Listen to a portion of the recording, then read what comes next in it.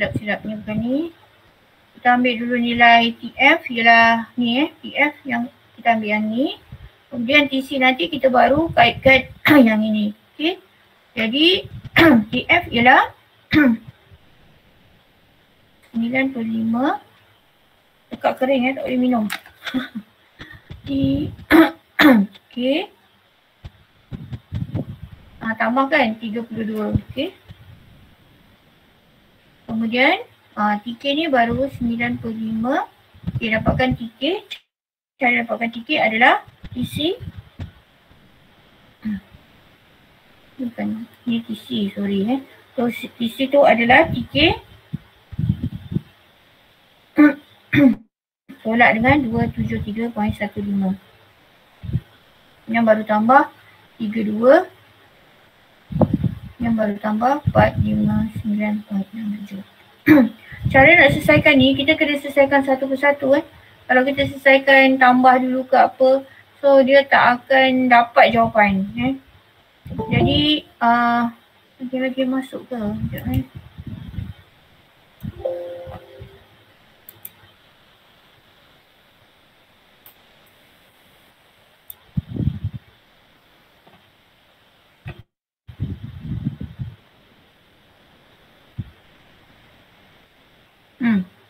hilang alamak. Pula.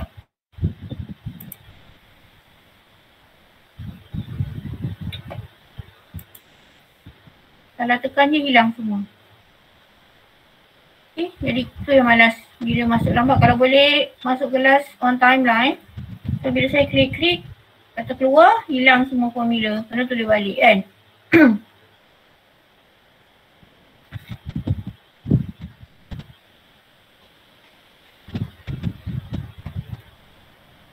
Okay, kemudian TF tadi apa?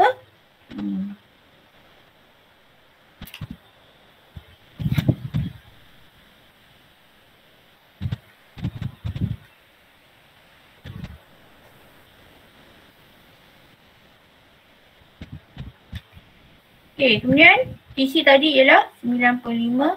TC adalah TK. Okay, tolak 273.15.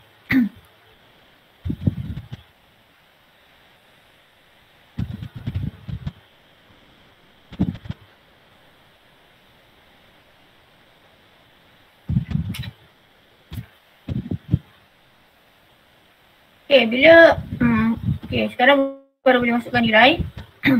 TK adalah 335. Tolak 273.15. You nampak tak apa yang saya tulis ni? Nampak rata. Nampak Okay. Then kita akan dapat 143.33 tambah dengan 459. Maksudnya bila kita selesaikan untuk value TF tadi, kita dapat 143.33 tambah 459.67 Jadi ini sama dengan 603. Apa nilai dia? R So ni jawapannya lah untuk A.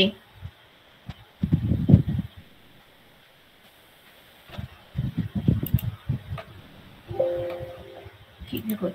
Keep. Ada soalan tak nak tanya? Boleh Cara nak apa? Dapatkan nilai. Mana? Okay. Cara nak dapatkan nilai R bila kita diberi nilai K. Okay, yang kedua, given the temperature of 144.5 degrees, express this temperature in K and F. Okay, so kali ni diberi. Okay, so untuk soalan B, kita ada C sama dengan 144.5 dan kena dapatkan K dan F. Okay, so K and F.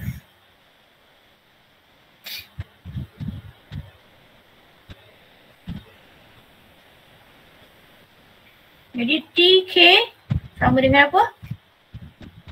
Ingat tak? K ialah yang ni tambah dengan TC campur dengan 273.15 lah. 273.15. Oh.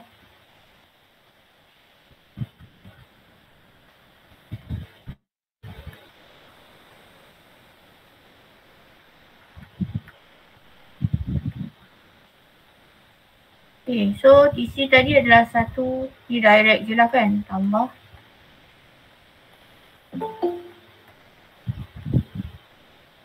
417.65 K Kemudian untuk F, F apa formula dia?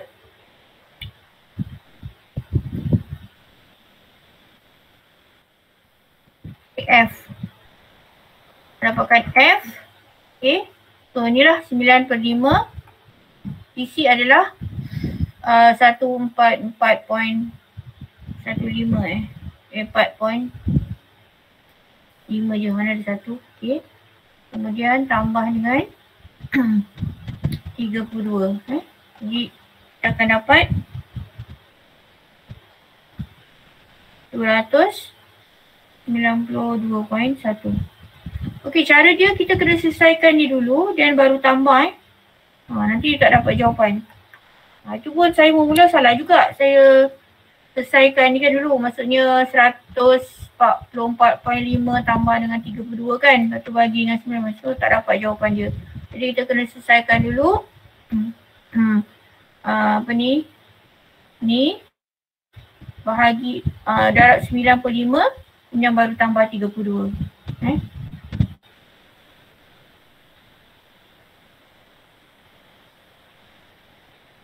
Jadi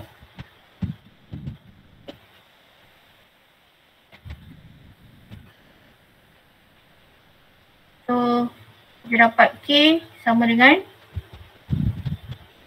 kita dapat F. Okay, F sama dengan 9/5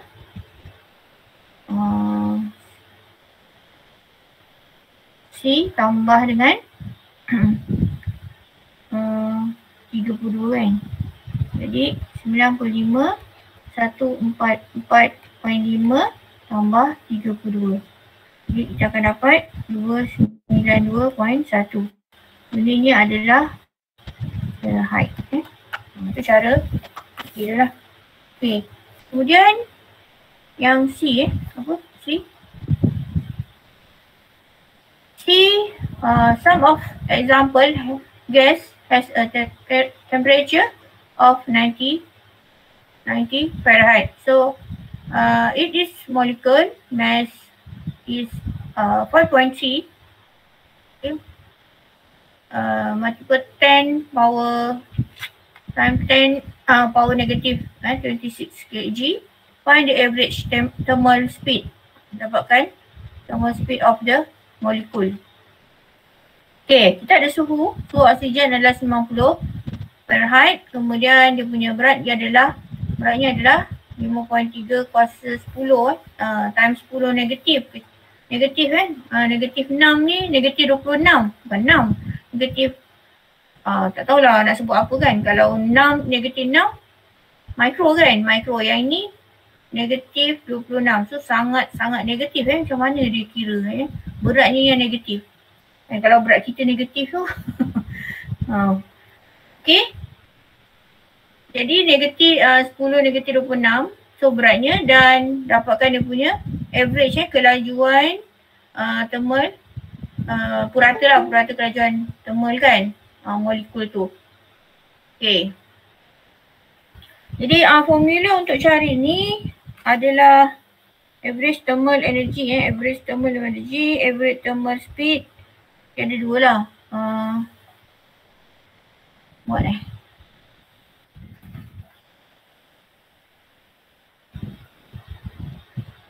okay, nombor C ni saya contoh kat sini VTH. Sekarang pukul berapa lambat sangat saya tak bagi masuk lah.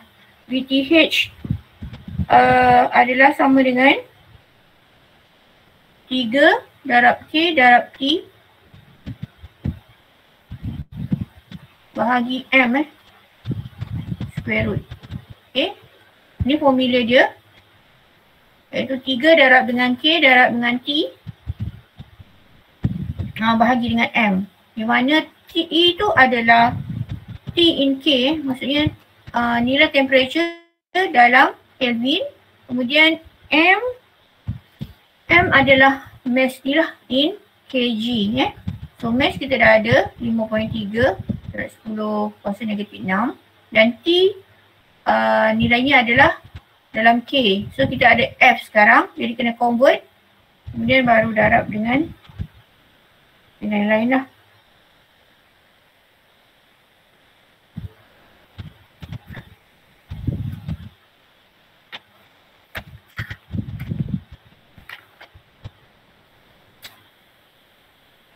Dan nilai K ni adalah constant value iaitu 1.3 pemalar darab dengan 10 kuasa negatif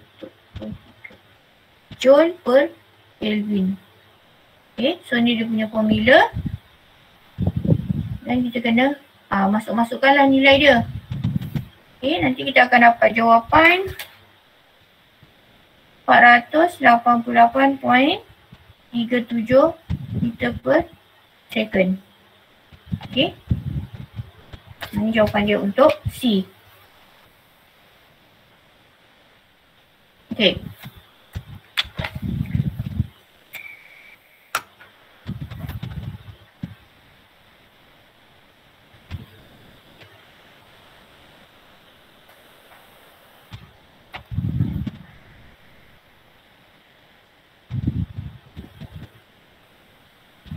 Ada soalan?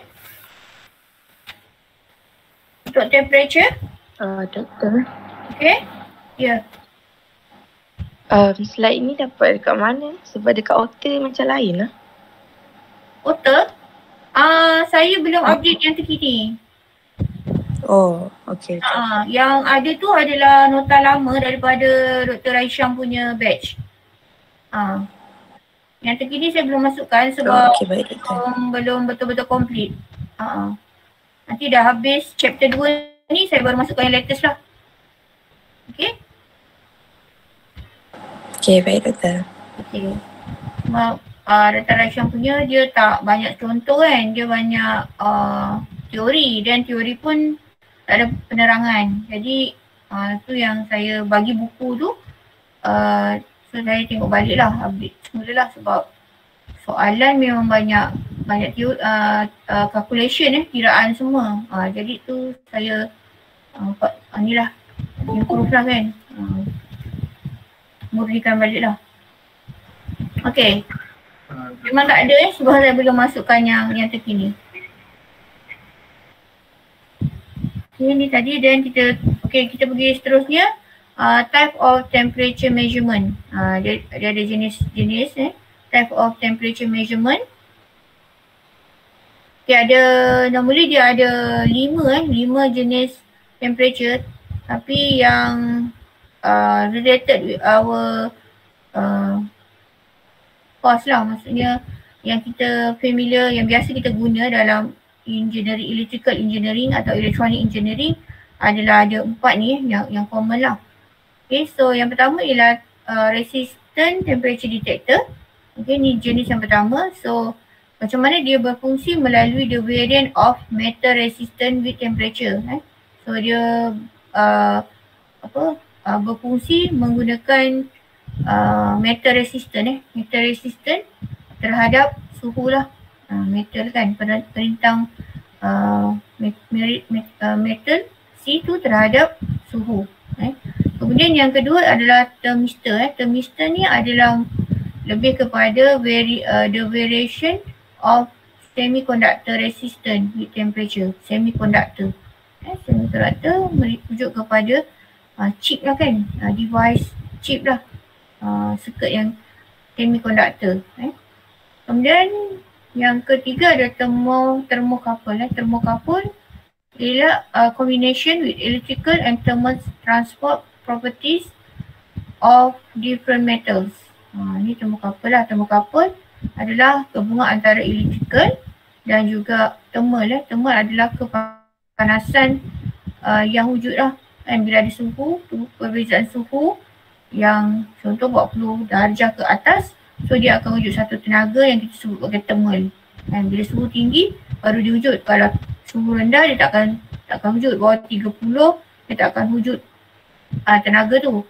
So bila suhu lebih 40 dan ke atas baru wujudnya suhu panas tu, iaitu kita panggil thermal. Yang ini adalah merujuk kepada thermocouple, different of the temperature lah. Dia ada T1, T2 nanti. Okay, so kita pergi kepada metal resistor ni. Jadi kalau based on the theory metal resistant, kan kita tahu bahawa kita ada 3 jenis kan. Solid, bila kita sebut solid, energy band of solid. So bila kita sebut solid, we have the 3 types lah actually. First is the metals, second is semiconductor, dan C adalah insulator kan. Metal ni ataupun kita panggil apa? Pengalir kan, ataupun metal yang boleh mengalirkan elektrik kan. So dia punya, kalau kita tengok pada cross section dia kita ada 2 part, conduction dan juga valence. So tengah-tengah tu adalah overlap. So overlap no, so maksudnya no delta WG. No delta WG. So bila overlap maksudnya the elektron semua kan boleh transfer tanpa halangan lah kan, tanpa halangan. Macam tu. Then yang B adalah semiconductor. Semiconductor dia perlukan electrical lah, dia perlu energy untuk transfer kan. So dia ada small gap kat situ dia ada small gap, dan bila kita bagi electrical ataupun kita bagi supply, so dia akan connect each other, dan energy elektron boleh move lah kan, daripada conduction kepada valence.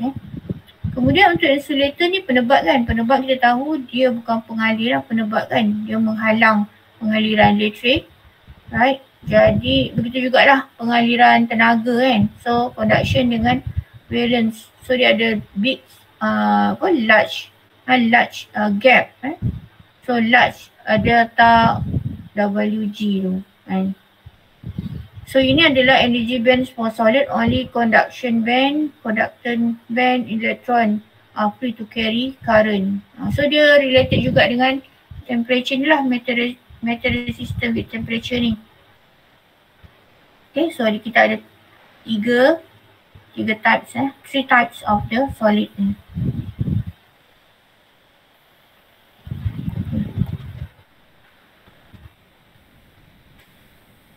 Okay, kemudian kita tengok figure 2 for the chapter 2 lah. This is the metal resistance increase almost linearly with the temperature. Ni adalah contoh 2 metal atau material, iaitu nickel dan platinum. Dua-dua ni adalah di bawah metal resistant apa tadi yang first, iaitu kita sebut RTD lah, resistant temperature detector. So metal yang diguna adalah nickel dan atau platinum. Nickel dan platinum. Kalau kita tengok pada graf ni, ini graf metal resistant versus dengan temperature. So suhu meningkat, dia punya RT tu kan, temperature dalam unit R Rakin tadi kan. So juga meningkat lah, dan sampai tahap dia berkara terus kan. Macam berkara terus maksudnya bila suhu meningkat dan RT ni juga akan meningkat lah. Okay. Suhu apa tu? Dia ni adalah untuk metal resistant kan. So dia meningkat. Okay, kalau kita tengok situ nickel lagi cepat lah kan. Lagi cepat suhu lagi cepat, maksudnya suhu dia tak perlukan suhu yang terlampau tinggi. So contoh 200 dia dah boleh capai maksimum kan. 200 lebih dia dah sampai ke maksimum. Okay. Mungkin ada yang nak masuk lagi kan kelas. Okay, sekarang dah pukul 9 Jadi kawan-kawan mungkin boleh bagi tahulah kan. Kawan yang nak masuk tu saya memang tak approve lah sebab dah pukul 9. And kalau kelas face to face 9.30 pun saya dah bising. Ni lagi lah, maksudnya setengah jam lewat. Maksudnya setengah jam. Kelas tu patutnya 8 kan. Saya dah tunda ke pukul 8.30. Tapi juga ada yang nak masuk pukul 9. Okay, jadi bagi tahu saya tak approve lah untuk masuk kelas. Okay, kemudian platinum. Platinum memerlukan suhu yang lebih tinggi lah, 500 sampai 600 untuk capai maksimum.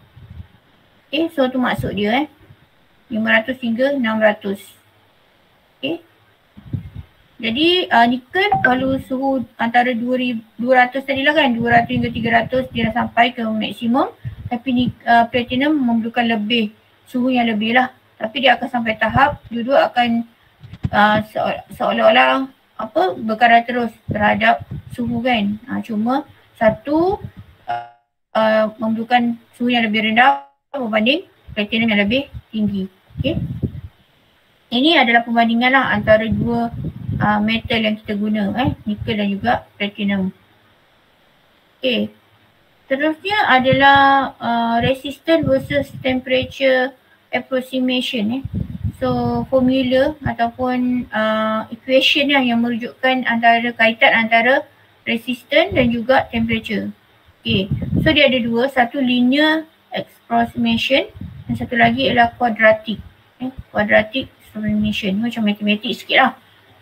Jadi kalau untuk linear kita akan guna formula yang ni, RT sama dengan RT naught, okay, darab dengan T plus alpha naught delta T, okay, di mana T itu mestilah lebih besar daripada T1 dan lebih kecil daripada T2.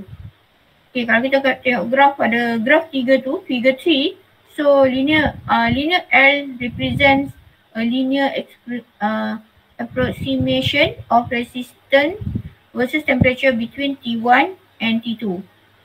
Okay, jadi kita ambil T tu antara T tu berapa nilai dia? 45 darjah kan, pada 45 darjah. So nilai dia dalam 5.6, 5.5 macam tu lah. Resistance ohm nilai dia pada suhu 45 darjah kan, darjah kan temperature. So we get the 5.5 ohm. Okay, itu adalah nilai T dia lah. Jadi T dia mesti antara between T1 hingga T1. So untuk yang graf tu, graf 3, T1 dia adalah 30 dan T2 dia adalah 60. Okay. Okay, then okay, apa itu RT? RT ialah approximation of resistance lah. RT tu adalah dia punya, kita punya equation untuk dapatkan tu T di mana T naught ialah resistance of the temperature pada T naught, okay, resistance nilai R pada masa T kosong, bukan T naught lah, T naught bukan T kosong, T naught. Kemudian delta T, okay, delta T adalah perubahan suhu antara T hingga T naught. Okay, dan alpha naught ialah initial change in resistance per degree of temperature of T naught. Okay. Jadi kita nak dapatkan RT. RT ni adalah satu yang value of the T yang kita tak tahu, dan kita merujuk kepada garis lurus tu lah, di mana kita tahu T naught dia tadi adalah berapa tadi T naught? 45 kan, 45. So darab dah 1 tambah dengan delta T, so alpha naught tu ni, alpha naught ni, okay, plus darab dengan delta T. Delta T ni adalah nilai T tersebut tolak dengan T naught nya lah. Okay. Kemudian satu lagi ialah quadratic approximation. So quadratic ni dia tak bergaris terus lah kan, quadratic kan. So to the curve is a more accurate representation of the curve over some span of the temperature. It include both of linear term of before and the term that varies as the square of the temperature. So ni adalah quadratic ni bahagian yang bukan garis lurus lah kan, bukan berkadar terus. Okay, so tu untuk quadratic. Jadi untuk quadratic Sama juga formula dia, cuma dia perlu tambah bawah belakang itu.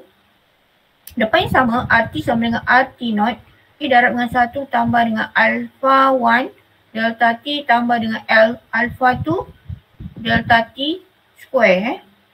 So dia ada tambahan kat belakang tu. Alpha kan. Alpha 2 delta T.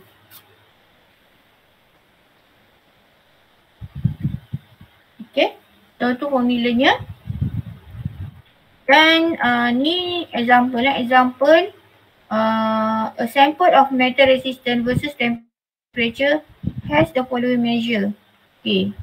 So yang ni sampel, kita ada satu metal, okay, dengan value dia punya temperature adalah sebelah kiri tu TF, maksudnya suhu dalam Fahrenheit, dan juga nilai R dia lah. Berapa nilai R dia? Pada suhu 60, so R dia adalah 106.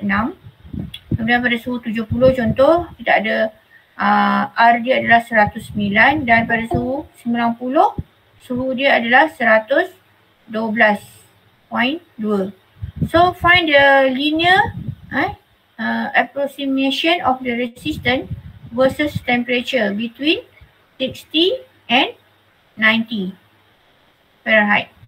So dia minta kita cari linear approximation tadi untuk R versus temperature pada suhu 60 dan 90. Okay, pada suhu 60 dan 90 dapatkan RT tu tadilah. Okay, kita guna formula ini sebab dia nak dapatkan linear approximation kan. So RT sama dengan RT naught darab 1 plus alpha naught delta T. Jadi kita akan guna formula RT sama dengan RT naught, okay, 1 tambah kan, 1 tambah alpha naught delta T. Okay. So kita ada dua suhu kat sini, iaitu antara 60 kan. Jadi 60 dengan 90.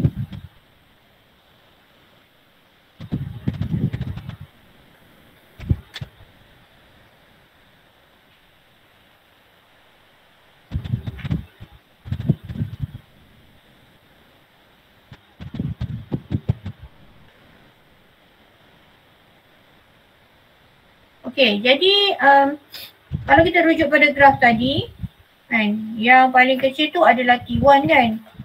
Saya patah balik. Kalau kita tengok tadi sini contohnya T1 dengan T2. So T1 dia adalah 30 darjah, T2 dia adalah 60 darjah. Jadi bermaksud ni T1, ni adalah T2 lah. Dia bergantung kepada soalan dia nak 60 dan 90. Jadi kita ada dua nilai lah, 60 dan 90. Okay. Jadi RT naught nya adalah T naught adalah yang tengah-tengah lah kan. So yang tengah-tengah kat sini adalah 75. So ini adalah T naught 75. So R dia adalah 110. Jadi RT naught ialah 110.2. 1 tambah dengan alpha naught delta T lah. Delta T ni adalah T, nilai kita tak tahu, tolak dengan T naught Tengok balik formula. T tolak T naught kan. Okay, so T naught kita ada 75. Jadi alpha naught ni macam mana nak cari dia? Formulanya adalah 1 per R T naught R2 tolak R1 bahagi dengan T2 tolak T1. Okay. Jadi 1 per RT naught RT naught ialah 110. Kemudian R2 tolak R1. Okay. So kalau ni T1, kita ada ni R1 lah. Kemudian yang ni R2 tak nampak. Okey, saya tulis bawah ni boleh R0 sama dengan formula kat atas lah. Yang ni kita tulis bawah 1 per 110.2. R2 adalah 112.2 tolak 106.0 bahagi dengan T2.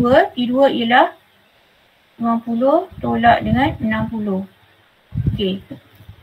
So kita akan dapat 0.001875.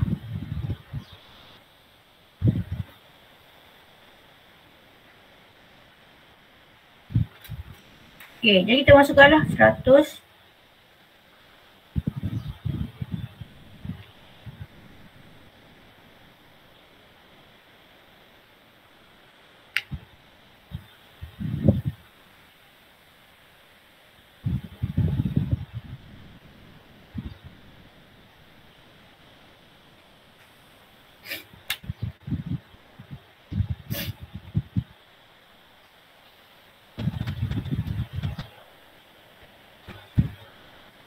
Okey, ni jawapan dia Linear dia apa tadi? Linear approximation, okay, of the resistance versus temperature. Itulah. So kita dapat dia punya RT. Okay.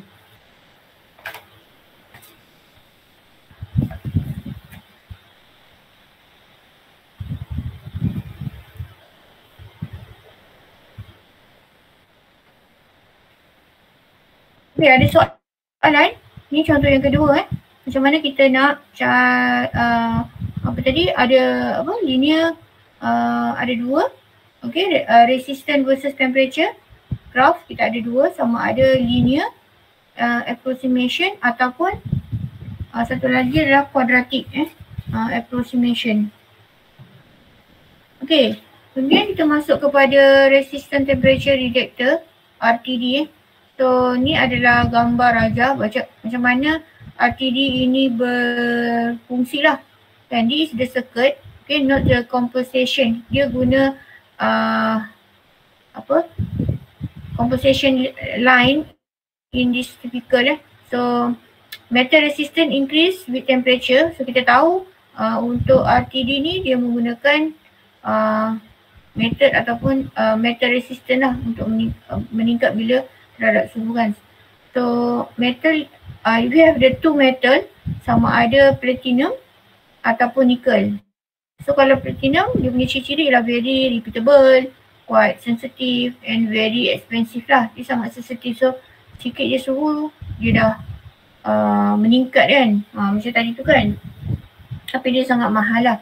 Kemudian yang kedua tu nickel, which is not quite repeatable, more sensitive and less. Dia sangat sensitif, terbalik tadi yang kurang sensitif tapi dia sangat mahal Ni more sensitive tapi less expensive lah. More sensitive kan, so suhu 100 hingga 200 tadi dia dah maksimum kan.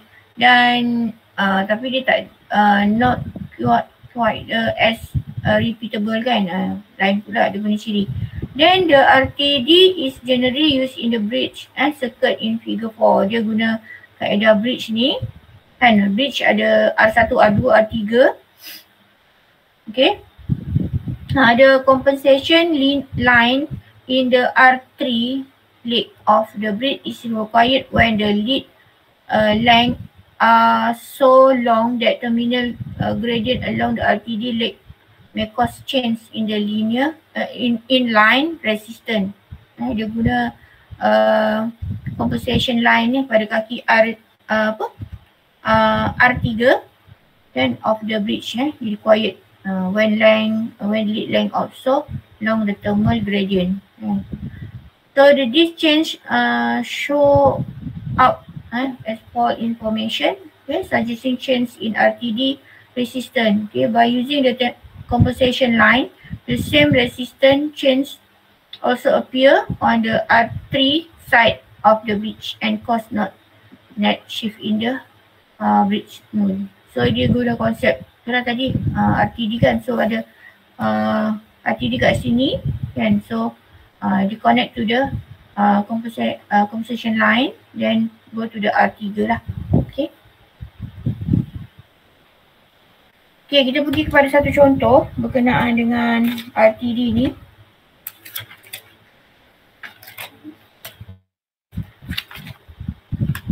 Kita tak ada contoh.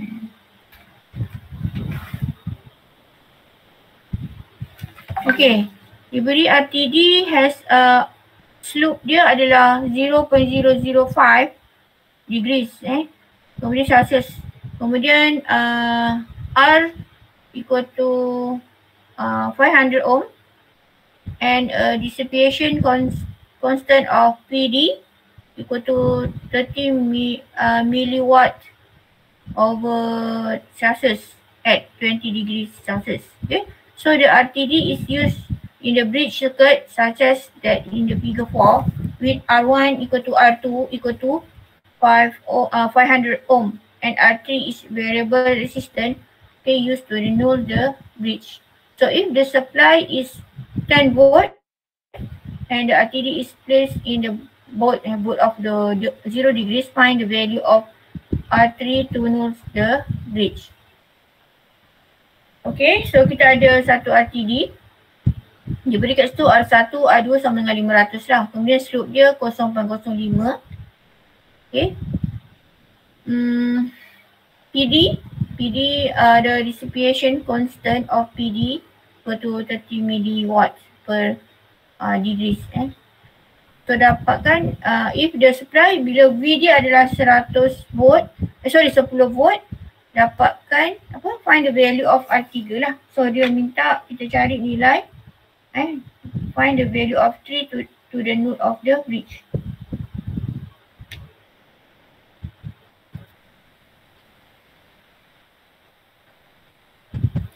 Jadi untuk cari the value of TD, kita guna konsep formula yang sebelum tu. Jadi kita akan guna R sama dengan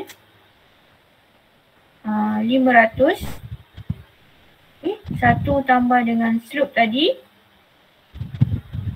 0 tolak 20. Dia suruh cari R3 pada suhu 0 kan. So 0 hingga 20 lah. Okay, so kita akan dapat 450 ohm. Okay, ni RTD. This is the value of RTD lah ni. R ialah RTD. Kemudian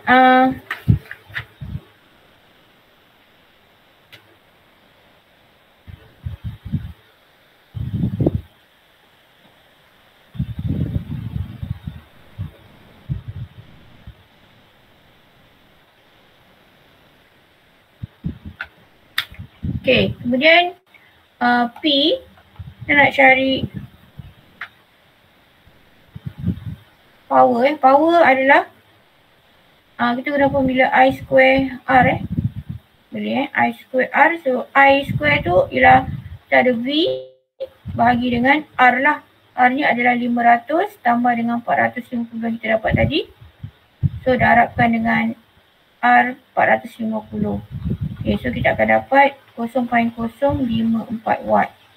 Okay, so daripada situ kita boleh kira delta G dia iaitu 0.054 watt tadi bahagi dengan 0.03 lah ni. Dissipation constant ni 30 mili. So kita akan dapat 1.8 degrees. Dari sini, so cari R3 adalah kita guna tadi 500 1 tambah 0.05. So kita dah tahu delta T dia ialah 1.2 dan 20 degrees Jadi kita akan dapat nilai dia 4.5 ohm. Okay, ini adalah nilai R3.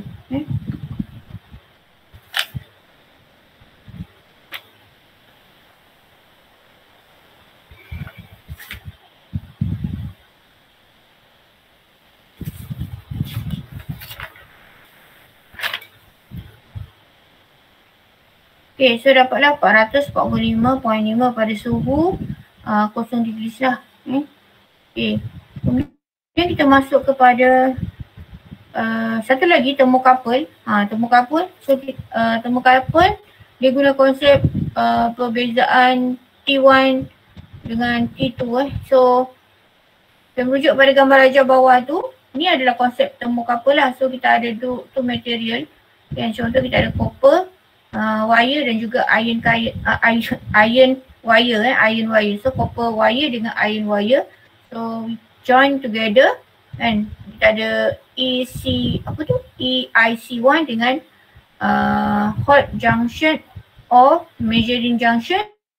Dan satu lagi adalah EIC2 iaitu cold junction or reference junction.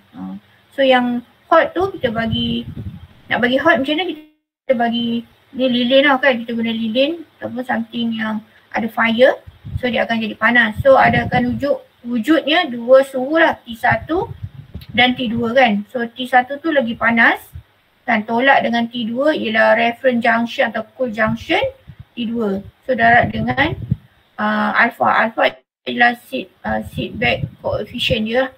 So this is the permanent value, constant value. Then kita akan dapat voltage antara A dengan B tu.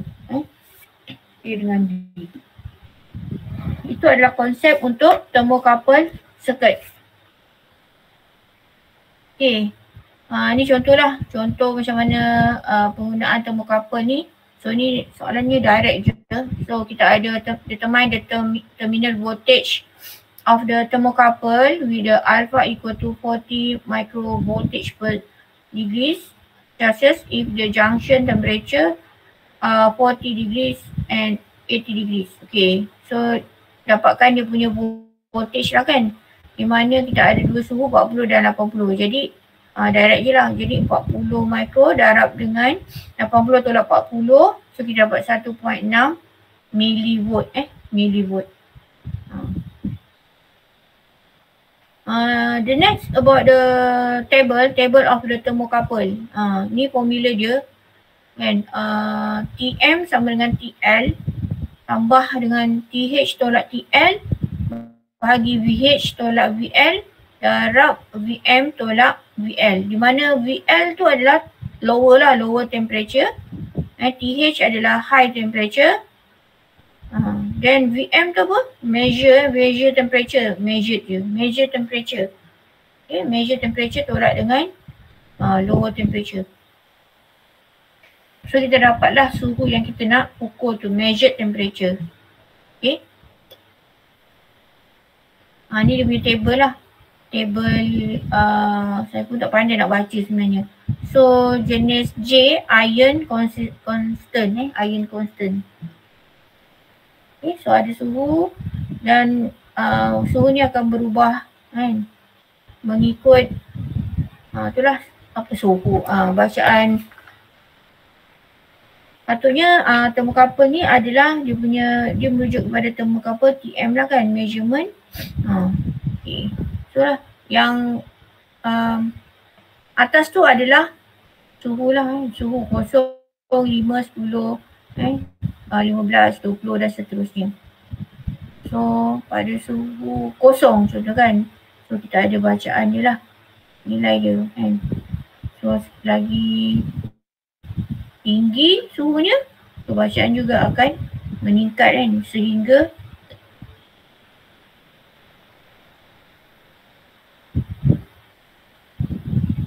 hmm, 42 paling tinggi 42. Okay.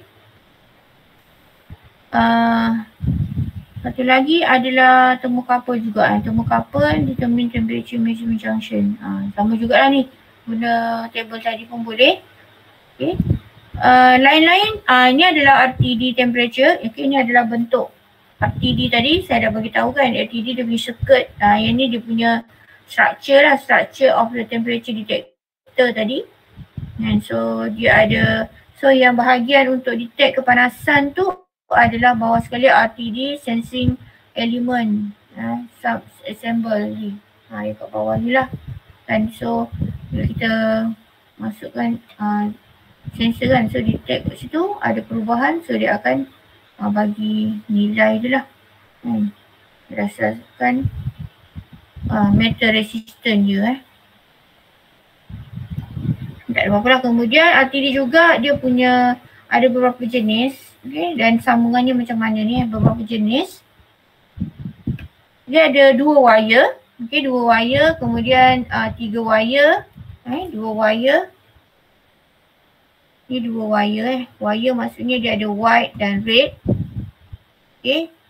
Wire dia 2 dan RTD disambung kepada RL ni, load load white dan juga red. Kalau 3 wire, we have the 3 wire maksudnya 1 white, okay, dan 2 ni dia boleh sambung red. Macam tu. Kemudian 4 wire,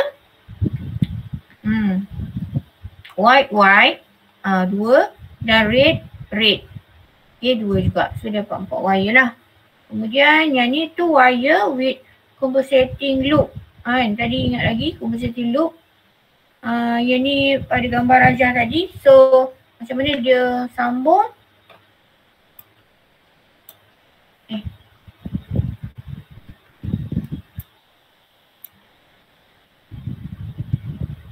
Okay, white 1, kemudian white red 1, kemudian dia ada satu lagi, okay, blue pula. Ni with the compensating loop lah. Ini compensating loop lah, blue ni. Okay. Kemudian ni dia punya connection lah. Connection yang tadi tu kan. Satu red, satu apa tadi? White, red dan blue kan. Ni lah blue kan.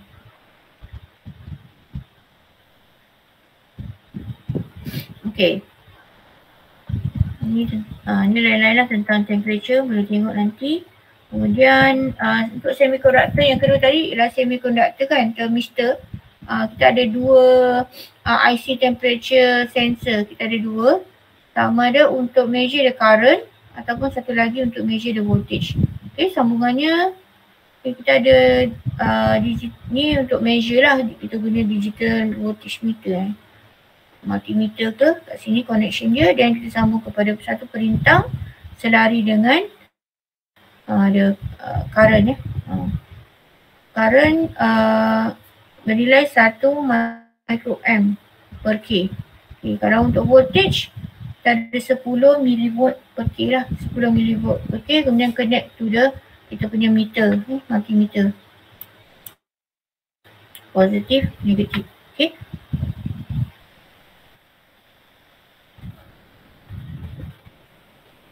Okay, kemudian tadi saya ada kata ada tiga kan yang common, dan yang keempat adalah radiant pyrometer. Radiant pyrometer ni dia menggunakan lens, macam kantar lah, lens. Okay, so seperti dalam gambar raja tu, kemudian dia ada satu detector, okay, dia ada lens, kemudian ada the mirror, dan lens, mirror, dan the mirror tu pergi kepada detector, connect, dan detector ni akan bagi indikator lah bacaan suhu berapa. Okay. Dia menggunakan ni lah radiant pyrometer. So dia ada 2 jenis, the 2 types of detector, sama ada thermophile dan ataupun photon multiplier. Okay, so dia ada 2 jenis untuk jenis radiant pyrometer ni. Okay, sebab tak masuk solid. Okay, saya masuk sikit tentang okay, habis dah tentang temperature measurement. Okay, so we have the 4 types lah actually. So yang pertama tadi RTD and the system temperature detector, resistor material detector, kemudian thermistor and thermocouple, kemudian kita ada satu lagi ialah radiant pyrometer. Okay, itu untuk temperature measurement. Kemudian the next 2.2 about the flow measurement, flow. So flow ni yang we have the 2 types lah, sama ada flow solid flow measurement satu lagi adalah liquid. Solid ni proverbial kan, yang liquid ialah cair. So kita ada solid flow measurement, satu lagi adalah liquid flow measurement. So untuk solid ialah material in the form of the small partial, such as fluid material or powder. And solid seperti powder, tepung apa kan, is carried by the conveyor belt system or by some other host material. Okay. Number 2 ialah liquid flow, iaitu the measurement with the liquid flow involved in nearly every phase of the process industry. So the conditions under which the flow occurred, the very different types of the material. That flow a great many types of the flow measurement methods. So dia ada dua, sama ada solid ataupun liquid. Okay. Kita tengok contoh, yang ni gambar ajar conveyor system for solid flow measurement. Okay, kita ada contoh, kita ada solid, ni solid bukan solid, bukan solid flow measurement. So untuk solid ni kita guna formula Q equal to W R per L. W R per L. So Q is the flow, iaitu kg per minute ataupun LB per minute. Berapa kilo per minute dia boleh hasilkan lah. Then weight, W is the weight of material on section of length L, kg or LB. Then R is the conveyor speed. R is the conveyor, berapa laju conveyor ni. Tahu tak conveyor? Yang ni bawah ni lah conveyor kan. So satu platform yang sentiasa bergerak kan, untuk menggerakkan solid tadi. Okay. Kemudian L is the length of the waiting platform, M or FT. Meter ataupun kaki. So kita ada satu tank kat sini, hopper kan. Kita ada tank, contoh kita ada tepung ke apa kan, tepung.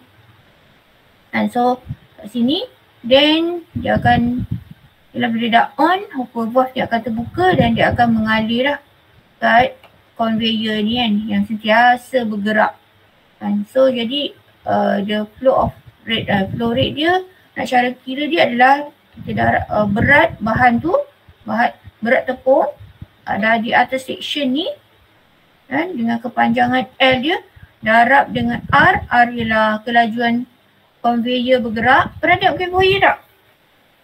Conveyor, pernah tengok? So nanti ada masa kita, itulah, kalau ada masa boleh pergi buat lawatan. Ada tak tim yang dah berjaya bentuk untuk buat lawatan, dapat kontak ke?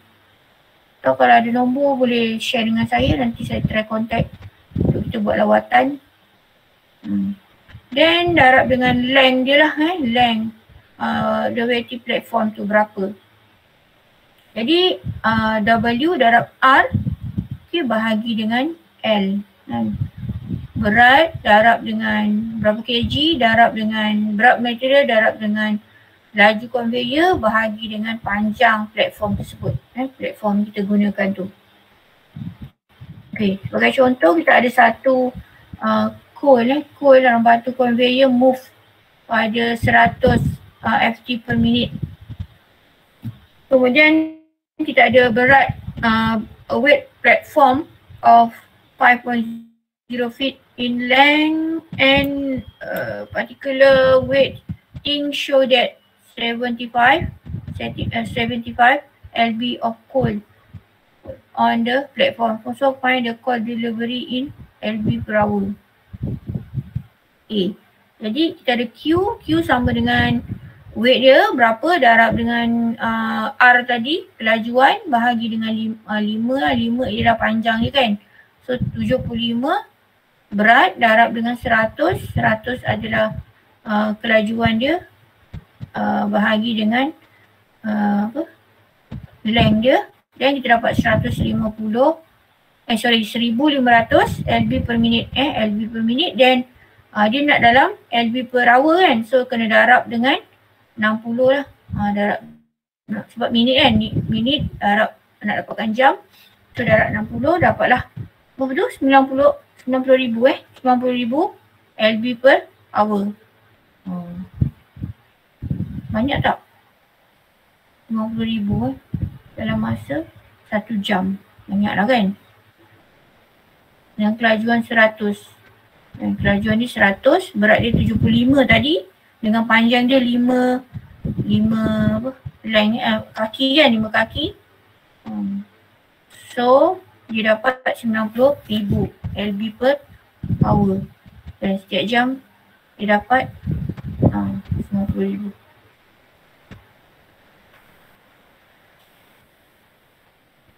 Okey, kemudian apa ni, unit yang terdapat. Tadi kita dah tengok tentang solid. So kali ni kita tengok pula tentang liquid. So liquid, dia punya unit adalah meter padu kan, meter padu per hour atau gallon per minute, ataupun kaki kuasa 3 kan per hour kan. So 1 gallon adalah sama dengan 231 inci kuasa 3 kan.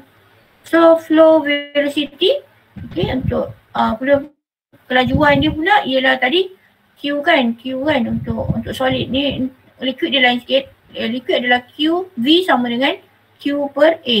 Q adalah volume flow rate.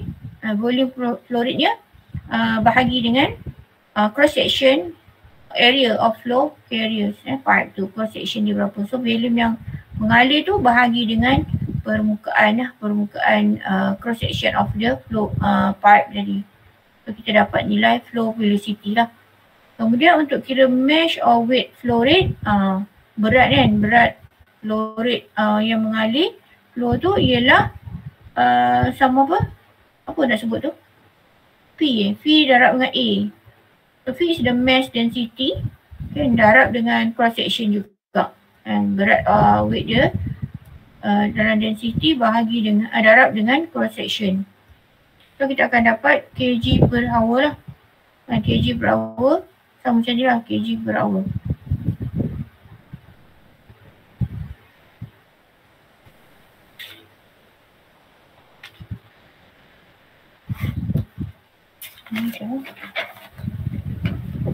Okay, contoh kita ada pump, water is pumped through the 1.5 inch diameter pipe with the flow velocity diameter pipe of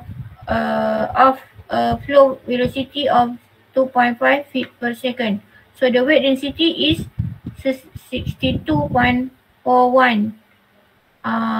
lb for 52.4 lb over ft. And then find a volume flow rate and weight flow rate.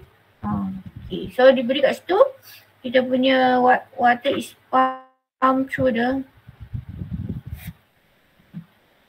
Jadi dia minta cari value flow rate dan juga volume flow rate dan weight flow rate. So back to the formula. So kita ada value flow rate. Okay. Value flow rate So value yang mana? Q lah kan. So nak dapatkan Q ni. Okay. Jadi dapatkan Q dan juga ni adalah Q. Weight flow rate weight ialah F Okay, F. Ini F. Okay. Diameter pipe is the flow velocity.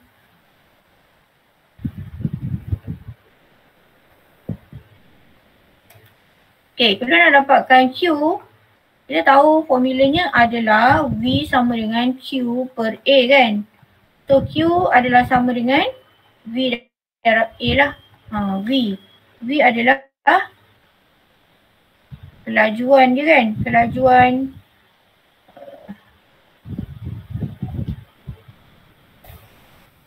so kelajuannya adalah ni lah per second ni. So 2.5 ft per second darab dengan A.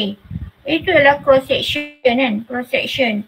So macam mana nak dapat cross section tadi of area?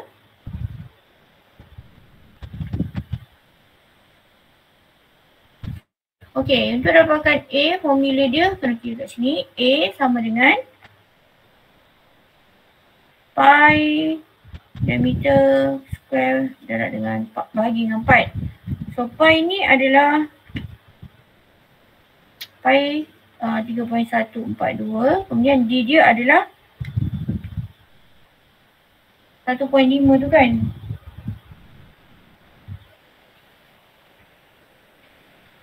Okay, 1.5 ni inci kan.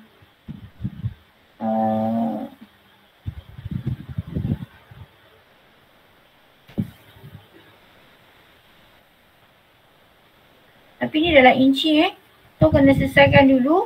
Jadi untuk dapatkan D adalah sama dengan 1.2 inch darab dengan 1/2 Ft per inch.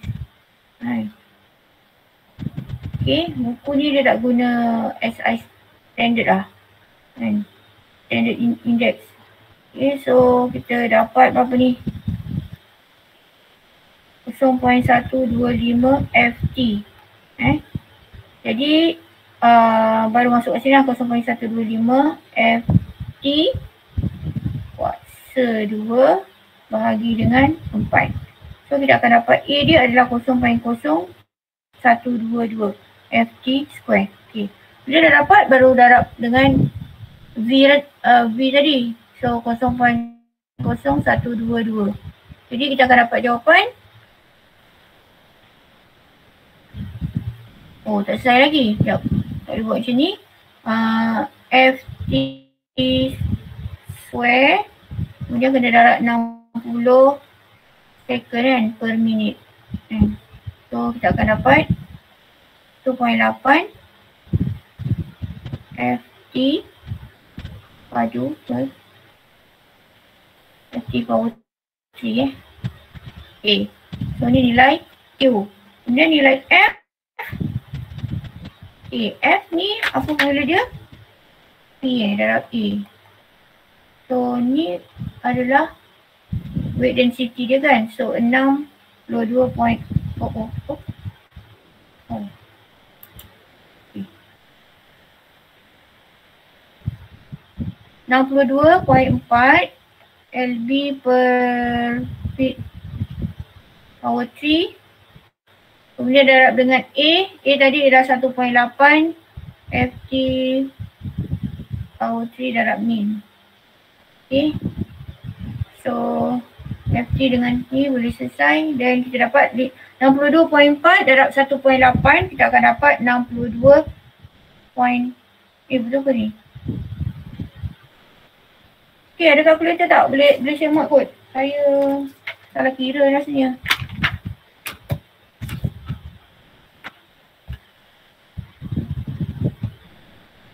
Berapa ya? 62.4 darab 1.8. Saya tak tahulah saya cakap orang dengar ke saya cakap seorang-seorang ni. So 112.32 betul tak? Sama. Ha? Sama tak? Sama doktor. 112.32 lb per min.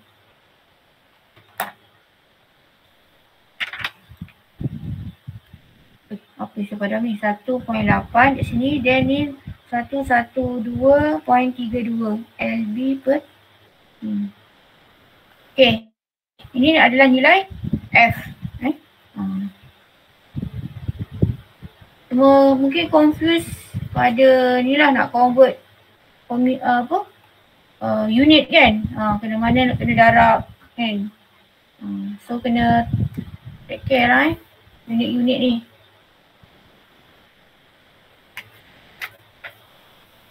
Okay, next.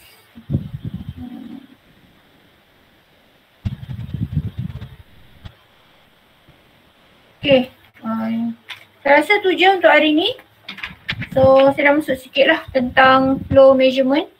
Okay, maybe next week kita akan masuk kepada habiskan flow measurement. Lepas tu ada level lagi kan. Pressure. Okay, so rasanya tu saja. Ada apa-apa soalan?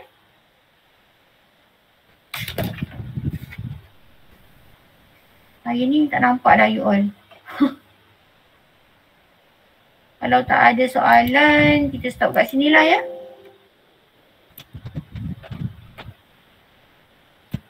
Okay, itu saja. Terima kasih. Assalamualaikum. Terima kasih doktor. Salam doktor. Terima kasih doktor. Okay. Thank you, doktor. Alright. Okay.